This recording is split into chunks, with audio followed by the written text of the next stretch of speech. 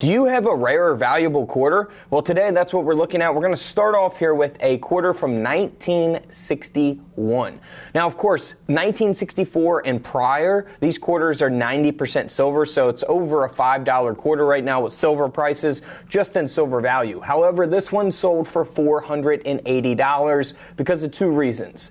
One, it is graded at a mint state 64, so the condition or the grade matters as well when determining values. But really, a lot of the value here is coming from a repunched mint mark. So if we zoom in on the reverse of the quarter at the bottom, you'll see that D mint mark. Now, this is what we want to see with our coin microscopes, which I have available in the link below. Just click that link in the comments below, and you will find the microscopes there. Now, you can see that this D mint mark has been repunched. Here's a different example to look for on the 1961 quarter with the D mint mark. There's another repunched mint mark example there. So that is what you want to look for, $480 for that coin. Now, if we move backwards here to 1950. All right, so we got a lot of different things going on here with the 1950. Now, just because you have a 1950 quarter or a 1961 quarter doesn't necessarily mean that it's valuable. It could only be worth, $10 or $6 depending on the condition. But in this case, this coin sold for $2,400, over a $2,000 coin. Now, what it has is a mint state 66 grade. So the coin is in pretty good condition for a 1950 quarter.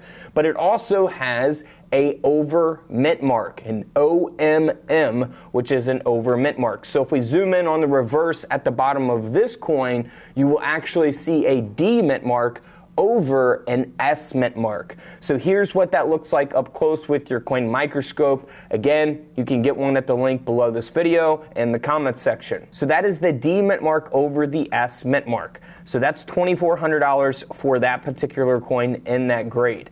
Now here is a 1950, and this has an S over a D mint mark. So instead of a D over an S, we got an S over a D, and we got a much worse condition coin. The coin's only graded at a 45 on a scale to 70, 70 being the best grade you can get.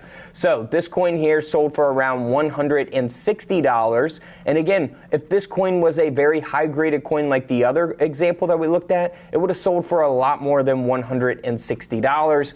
And again, you could see the S over the D mint mark example here up close from the coin microscope. Now we have a similar example here from 1947. And again, this can happen on other dated coins as well, not just Washington quarters, other denominations of coins also. So this is a 1947 silver quarter that has a repunched mint mark. So we have an S mint mark that has been repunched. Again, if we zoom in on the reverse of the quarter at the bottom, you can see that very clearly. And this is what we want to see, a repunched S mint mark. There are a couple different examples there that you could look for on the 1947 S Washington quarter.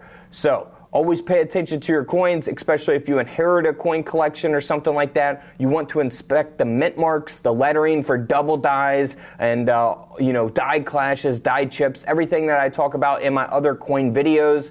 These are things that you want to look for on your coins before you sell them, and someone else discovers them and you realize you sold a coin for way under its value. So this coin ended up selling for $288, graded at a 67. So again, very, very good condition coin there. All right, we have a 1932 S mint mark. Now, in 1932, that was actually the first year that they released the Washington quarter.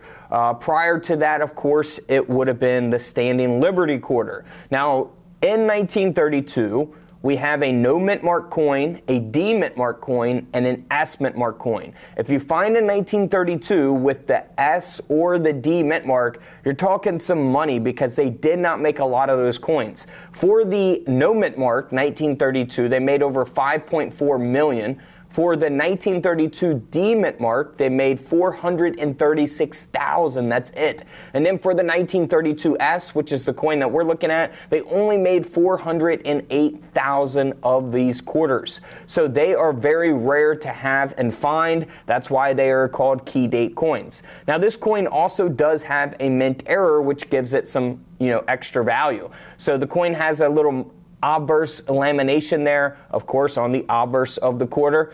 So you can see that as we zoom in there on the coin. Now the coin sold for $228 at this grade of an AU58. So it really depends on the condition of the coin and things like that that can affect the coin's value. But still, if you inherited an old coin collection from grandpa or grandma, you want to look for key dates, you want to look for mint errors, you want to look for anything that is going to give the coin some extra value.